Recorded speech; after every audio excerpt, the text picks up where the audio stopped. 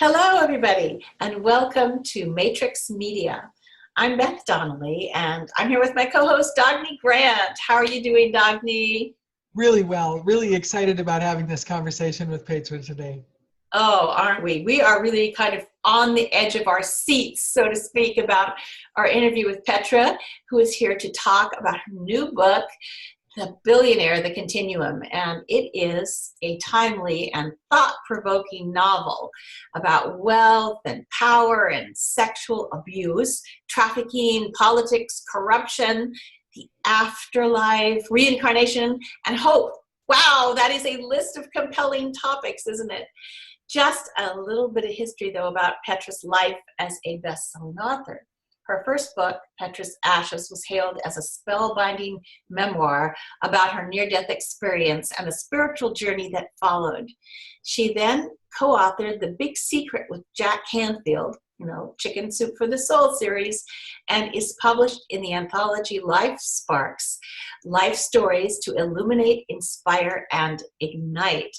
And now her novel, The Billionaire, the Continuum, is a continuation of the big question in her life. And we'll hear more about her journey today as she speaks to us. The Billionaire novel lets you into the secrets of the universe and gives you insights into what humanity has grappled with since the beginning of time. Why are we here?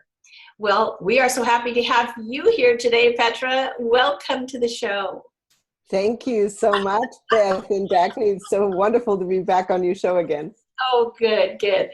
So I guess my first question is going to be, what motivated you to write this book, The Billionaire? How did you just get the idea?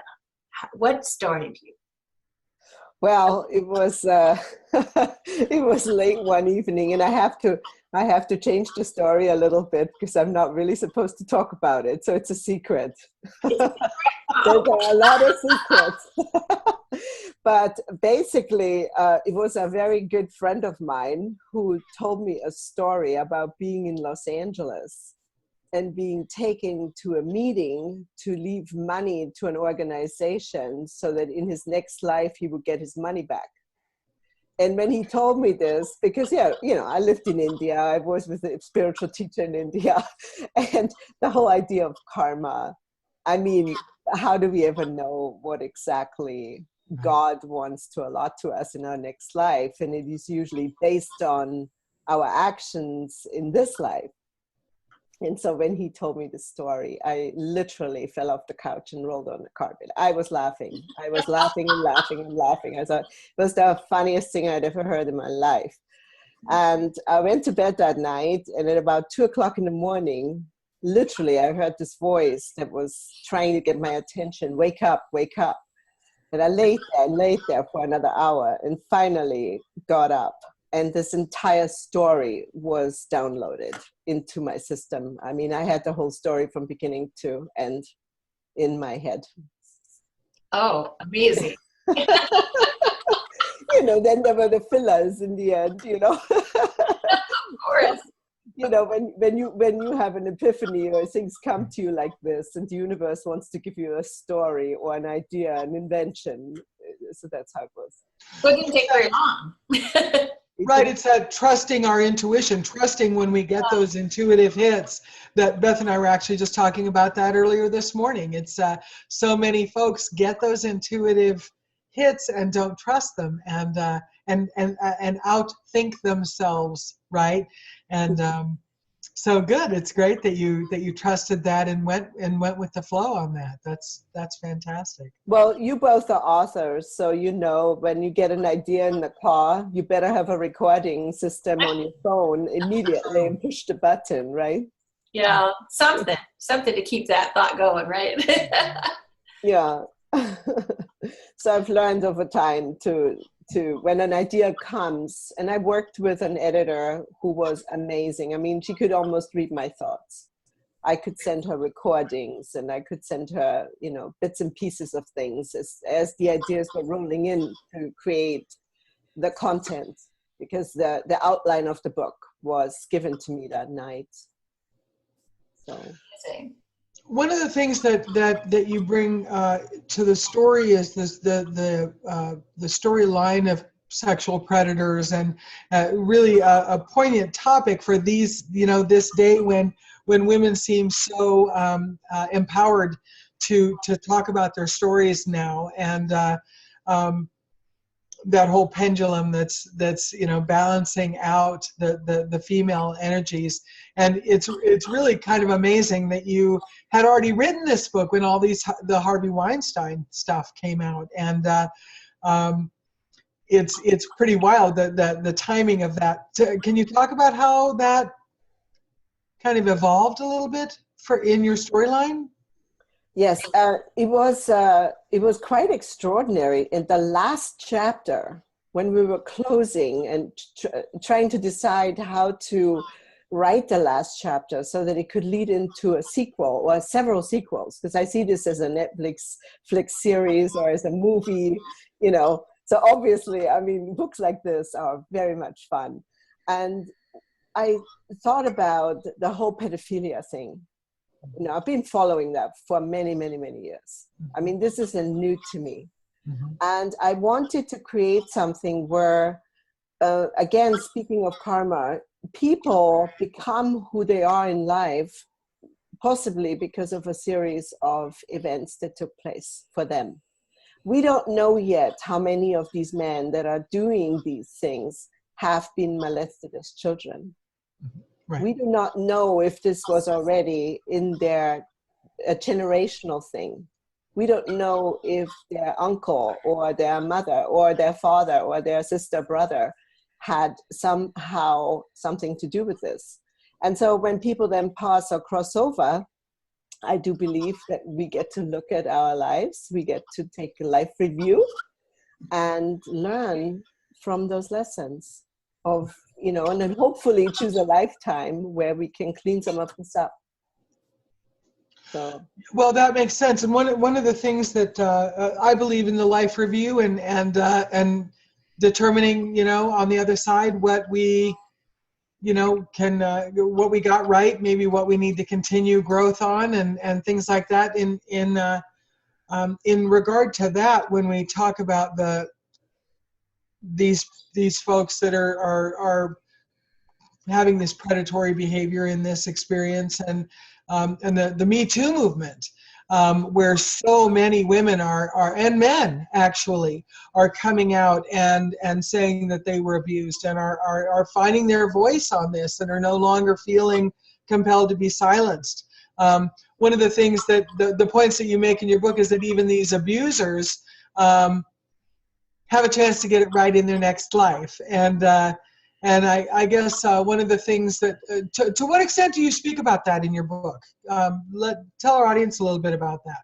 Well, I was also one of those people, part of the Me Too movement, with my teacher, that I trusted to be a father or a symbol of strength or a symbol of trust, and someone that I put all of my energy toward as a spiritual teacher to guide me. And so when that abuse happened, when that occurred for me personally, I could really feel into what victims of abuse experience. Mm-hmm. And I couldn't talk about it. I was silenced. I was too afraid to speak of it. Mm-hmm. So I really empathize with women or men that are going through this. And there are plenty of men as well. Right, there are. There are. And so I believe that we are here on the planet, that it is a schoolroom, and that we come here to go through different grades, 1st grade to 12th grade. And so do you have characters in your book that go through this? How do you weave this into the actual storyline of your books? Well, my character crosses over. He is diagnosed with cancer and dies, and he meets his guide, who takes him through this life review. And the guide's name is Michael. So in the story, you actually don't know if he is Archangel Michael or if he's just some random guide. So that's I love that about the story, because no one can really, you know, pinpoint it. Is that coming up in the sequel, maybe? Yes, it is actually. And then he starts to meet his teachers, people that come into his life that are assigned to teach him. Like we all have our teachers that we meet in our lifetimes. And so this character, Derek Stryker, comes back as Eli and is born in Oregon, in a little village outside of Eugene, in a farmhouse, and he becomes one of the biggest rock stars that has ever lived. But, you know, when he is 25 years old, he is then suddenly confronted with his guide, who had made a promise to him as Derek Stryker in his previous life that he would be guided and not make the same mistake. And yes, he has to make his money back because he signed the contract. And that is the key of the story. But doesn't he want to come back as a poor man in Calcutta or something this time?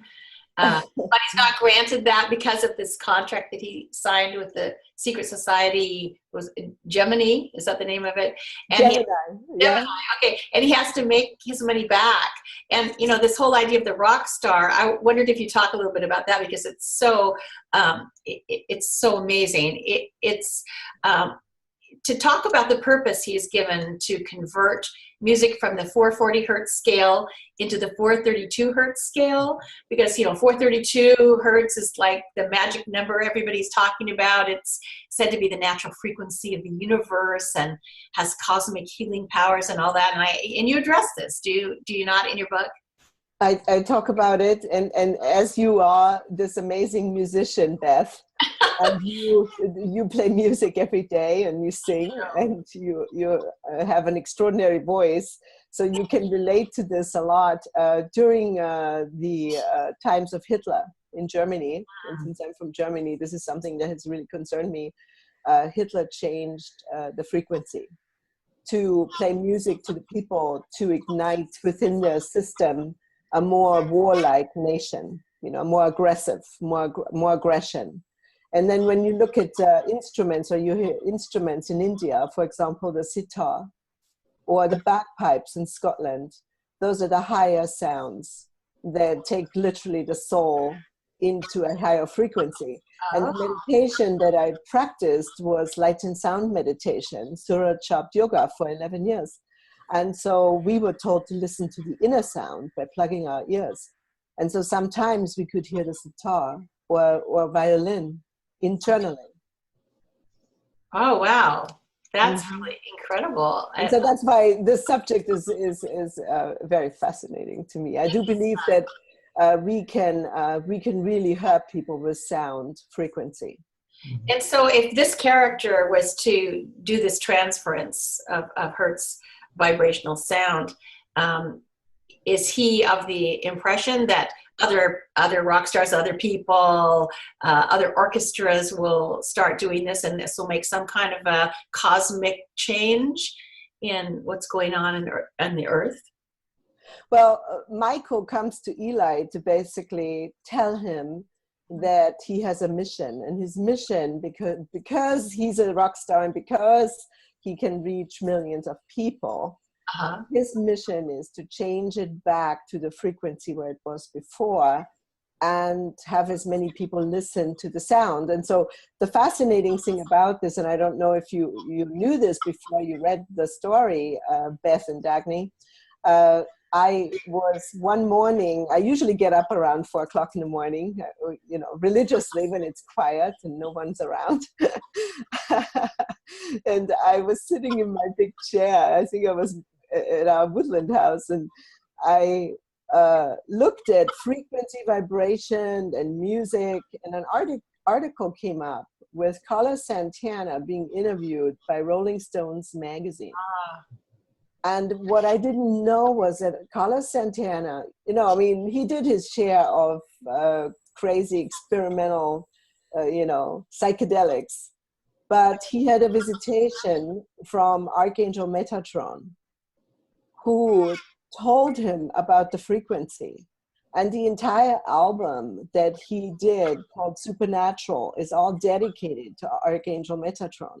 And so in the book, I'm writing Carlos Santana into the story that wherever Carlos left off, Eli is supposed to carry on the work now. Oh, wow. So that's that's really interesting. Dagny and I interviewed someone about a year ago or so talking about Archangel Metatron.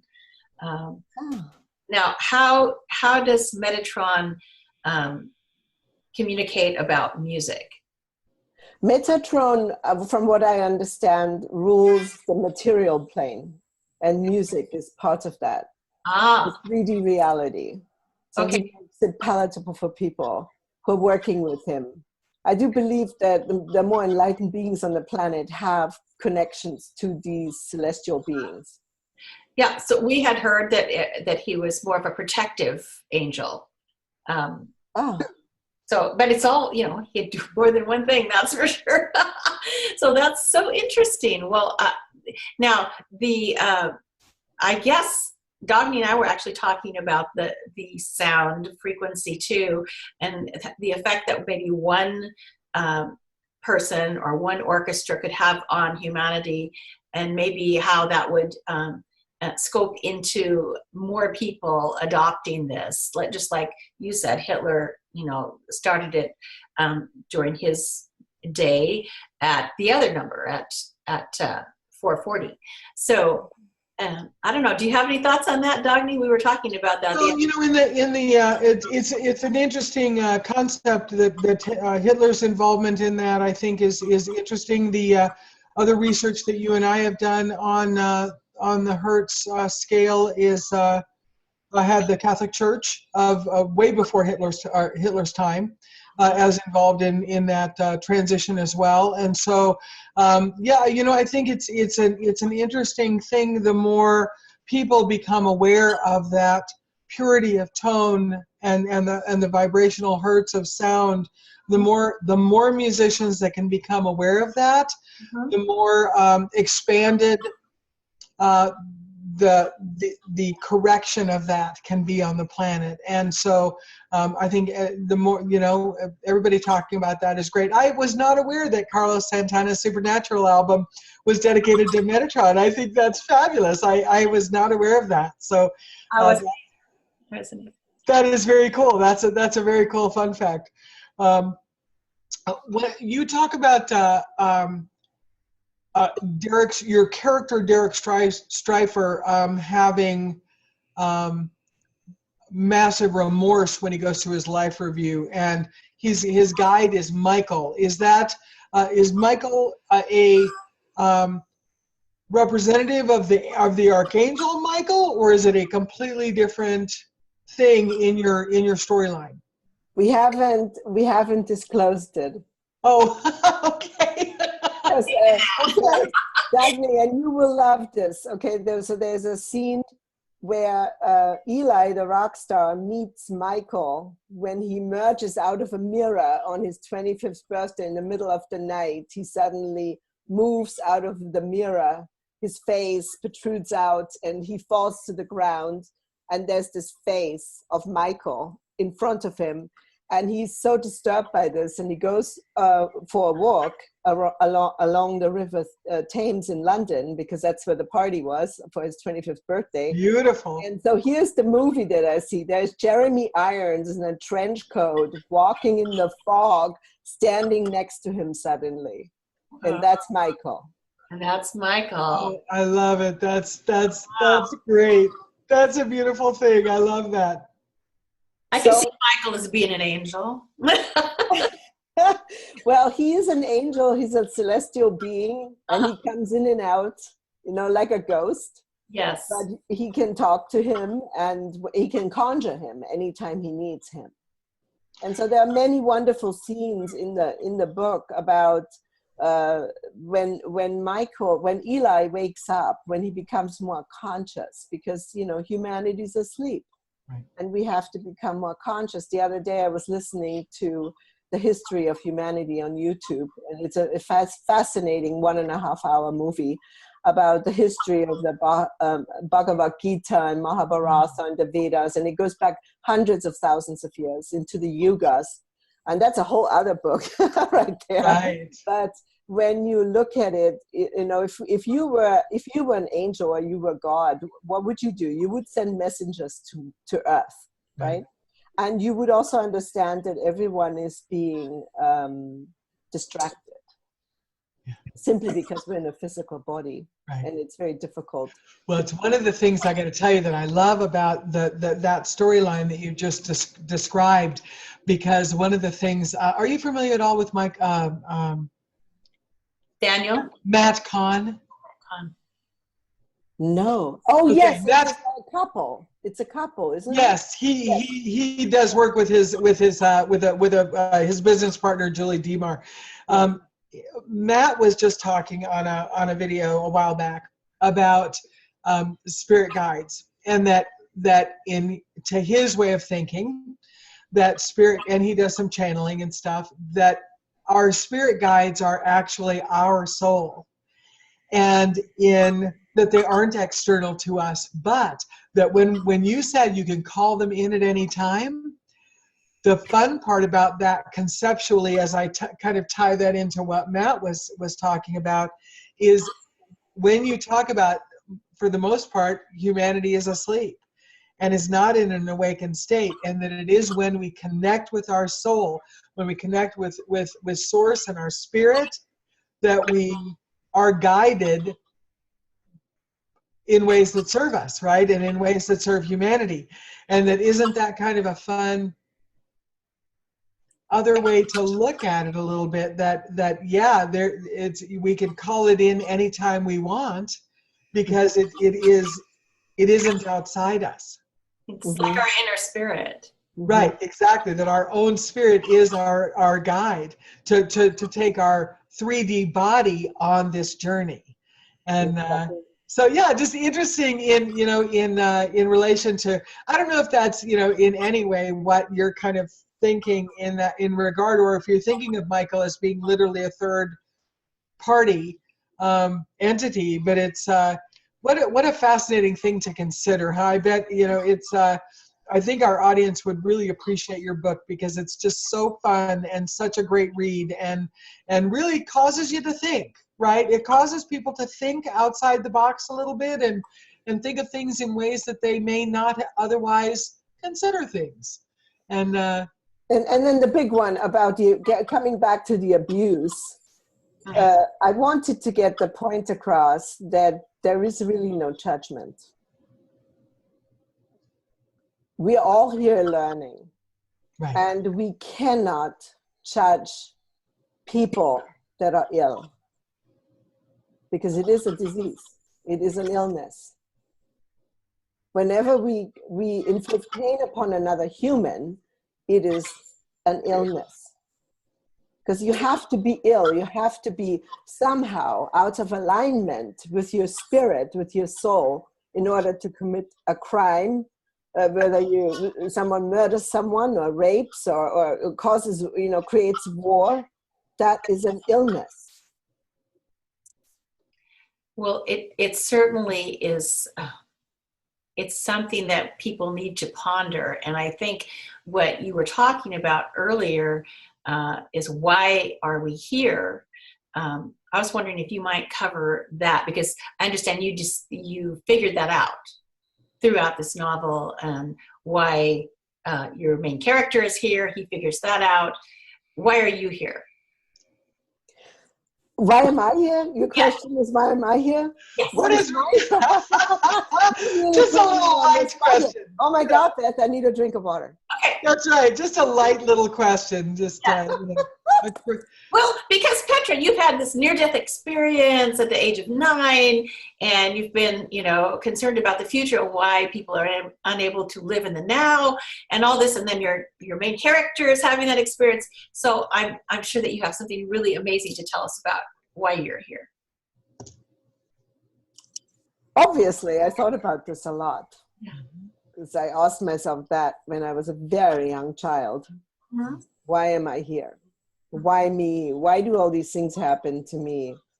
Many of these things are in my memoir, Petra's Ashes. Mm-hmm. And I'm here to bring some consciousness to certain people. I always know when I meet someone if I need to work with that person or not, right away. People don't just randomly drop into our lives. I feel there's a design.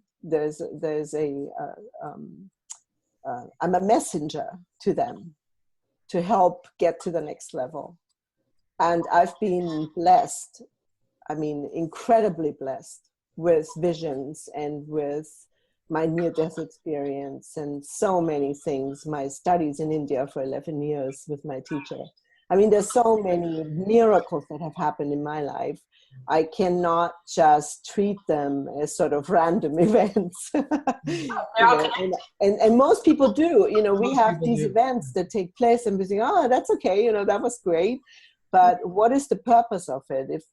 If we are given such grace and miracles, then there is a reason for that. And therefore, we need to either share it or write about it, or, I don't know, go to go somewhere and be of service. Go to Africa and be of service. And so my service is writing and coaching people. So I have clients that I coach. And luckily, they're all millennials right now, so I'm very, very happy. Oh, that's a great experience. I love working with the youngins. Well, that's wonderful. And so as you answer that question for yourself, you've answered the question for your main character, Derek, and then he's somebody else as he comes back. Eli, right? Mm-hmm. So we have to read the book in order to find out what Eli thinks is his purpose, but it sounds like it's partially in music, since he's a rock star. So I love the idea of discovering your purpose and using it to affect the world. And like you said, we are all in the process of awakening. So how do you think that this book would help people become more awakened to their own responsibility for their own purpose? Well, the idea is a lot of people want to be rich. People want to be rich. They want to be beautiful. They want to be famous. Not everybody, there are some people that really like to just live in a cave. Like, I mean, that idea is not really that attractive to some of my friends. They would rather live in a shack in the forest and be a farmer, So, but for a lot of people in this world, they want all those things. And with those things comes a responsibility. And so in the back of my book, it says, here's the book, it just arrived yesterday. It says, here it is, I'm so glad. And you can see that cover is pretty cool. Can you see I love the book and the light coming out of the book. I just think it's a brilliantly done cover, Petra. It's so really curious. Thank you. It's like it's our book of life. We are constantly writing a new book. Each lifetime you write a new story, a new book, and there's a continuum. You don't just die. There is no death. And why are we here? What was the question again? Sorry. I'm looking out the window to the meadow, and there's like 10 deer going by right now. And how beautiful, beautiful. So, you're talking about how there are no accidents, and that we connect with twin flames or soulmates, and we have these experiences that we're contracted to come in with and to grow and learn together, and to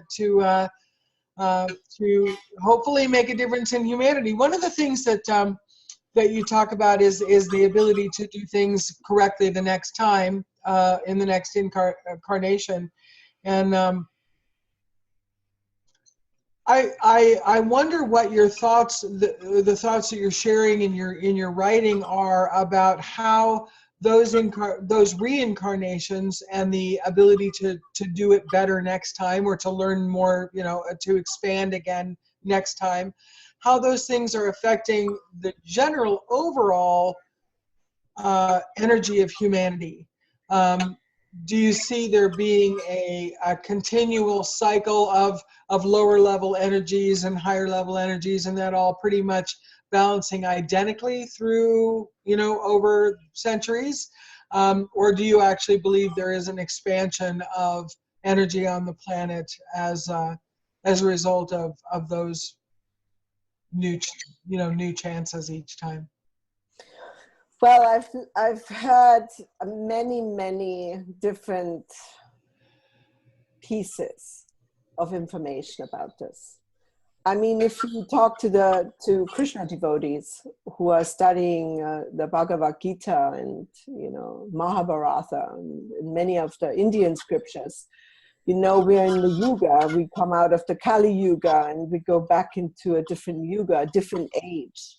And if each age is hundreds of thousands of years long, or we can look at it as another teacher of mine that said that we have already 1 foot in the photon belt. That means our vibration, our frequency is now enhanced.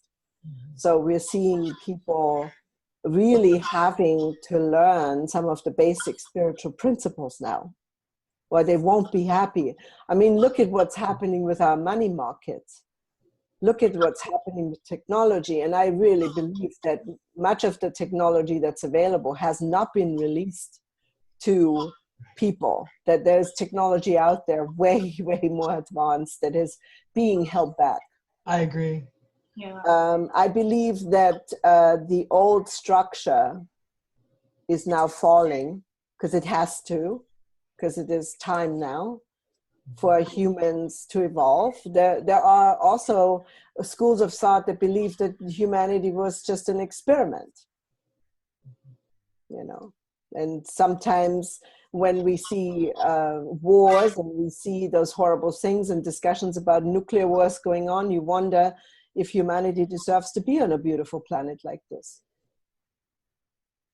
Well, those are all questions I think that run through people's minds when we live in a duality universe. But as we awaken, we can concentrate on more enlightened thinking. There was something that you mentioned about, getting back to your book, that why we forget about everything when we leave this earth. There are a lot of spiritual teachers who say that that's so. And I think that's what your character does. Does he not forget? And then Michael reminds him about his past life. Yeah. Yes, the slate is wiped. All gone. Slate. I had a friend who committed suicide, someone very, very close to me, who was only 25 years old. And he came in a dream where he had to pass through the Manzarova Lake, and he was crying. He did not want to go with his guide through this lake that is the transition into the next world, because all your memories are wiped clean. So you have no memory, and it made him very sad. But then, the mother picked him up and scooped him up out of the river and put him on her chest and took him away. So he remembered who he was. I believe that we come back with a new set of ideas, and we come back with new karma. And I do believe that we carry our karma with us. And so if we have massive remorse, to get back to that, about remorse when we're seeing our life review, and in Derek Stryker's, I don't want to give away the whole book. So no. But Derek Stryker did some pretty bad things. He was not exactly a nice guy. He has some redeeming qualities because he wasn't entirely his fault, So he turned into this because as a child he was neglected and he was farmed out to nannies and so forth. And so he couldn't really develop that deep compassion, that deep empathy that children have that have a balanced home life. And so when he sees this, he's now in the other world. He's now in some kind of substation of heaven or something. And he's being shown what's going on and what he did. He says, I want to be in Calcutta, break my legs, make me a blind man, make me a poor man, but don't send me back as a rich man because, you messed up the first time. I messed up. And if I'm rich again, I'm going to mess up again. I just know it. And so Michael makes a deal with him because he signed the contract with Gemini. So he has no choice. He has to come back as a rich person. But this time he's being guided. Well, this is a very exciting novel, Petra. This is, it's going to be so wonderful for people to read something like this because it addresses so many questions that are so prevalent in our society today. And it also has such a transformational bent to it as well. So it opens it up into spirituality and it's very exciting. And I congratulate you on, and I think you're like, what is your category now on Amazon? I think it was really high up there, wasn't it? Last time we talked? Well, we did at least for a few days. We did number 3 in Germany or Europe, all right. and 23 in the United States. So that was really exciting. That's fantastic. You know, it's the top 100 is a bestseller. So when you think about how many, you know, literally tens of thousands of new books a day are published, getting up to 23, getting up, you know, in America, getting up to 3 is really, really remarkable. And, you know, congratulations on that. That's really exciting. Thank you. It really is. Yeah. And we hope folks will go pick up the book. It's, they can, you're on Amazon, right? And so they can look you up by the title of the book, The Billionaire. Yes, correct? it's exactly, or just plug in Petra Nicole author and my page comes up, or go to petranicole.com. I also have a website called thebillionairenovel.com, and I have a little video that my friend Atep in Bali made for me that is really exciting. I like it. Fun. They can be seen on thebillionairenovel.com. Yes. Yes. Now, you know that you can actually post that video, I would imagine, on your author page, your author central page on Amazon. Did you know that? I did that already. Okay, great. All right. Beautiful. So that's everybody, that's petranicol.com, and we'll have that link attached to this video as well on YouTube. So yeah, go check out Petra's work. Check out what she offers in coaching. Really amazing stuff. Her other books, and she's an amazing lady. Well, thank you. And I have to say, I'm working on a sequel, and it's called The Billionaire Soulmates. Oh, wonderful. Do you want to give us any of the skinny on that? You want to tease us a little bit about that sequel? Well, Eli meets this woman, Angelina, who is a yoga teacher, and her father is from India and her mother is from the United States, and she grows up in an ashram. Mm-hmm. And when he meets her in a yoga studio, he falls instantly in love with her. Mm-hmm. And so they have this incredible tantric relationship, and he's just learning to wake up. You know, so she becomes his teacher, but then it doesn't really work out. They break up in the story, and he also finds out that she's an aspiring actress, but he really misses her, and he's on tour all the time, and he works so much as biggest rock star in the world. He's on the road all the time. And so the next book is about the whole idea that everyone thinks, oh, I want to meet my soulmate. Oh, I want to fall in love. Why can't I fall in love? Why can't I meet my soulmate? And, soulmates aren't exactly all it's made out to be. When you meet your soulmate, you better be ready. Because you have to do a lot of work. Yes. So the next book is about really empowering women. And it has to do with the high priestess and with that energy of women really coming forward now in our world, speaking up and being listened to. And so that's all I'm going to give away about that. That's very nice of you. That's really enticing to look out for that sequel. What a great storyline. Yeah, that sounds like a really fun story too. And there's some sexy scenes in there too, Yeah, good job. That sounds really great.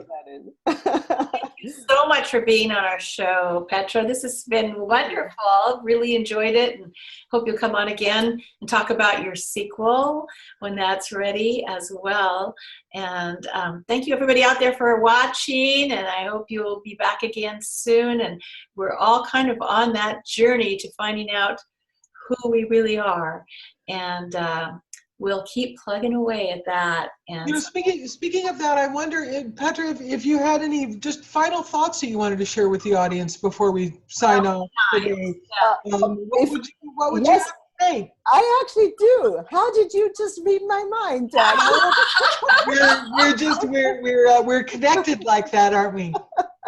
So when you go to my author page on Amazon, there are my book signings are listed. And if people order within the next week, the novel is discounted to $15 instead of $17.95. And if they order through my website, they just need to write me a note, and I'll send them a coupon for $15, and they'll get a signed copy from me, an autographed copy. And please come to the book signings; it's going to be fun. That's nice. That's and the really book great. signings are listed on your site, correct? They're listed on my site. Yeah. Very good. All right. Well, thank you so much again. And thank you for having me. Thank you. You are so welcome. Thanks to all of our audience out there, and thanks to you, Dagny. So we'll be signing off. Ciao. Ciao. Ciao. Peace out, everybody.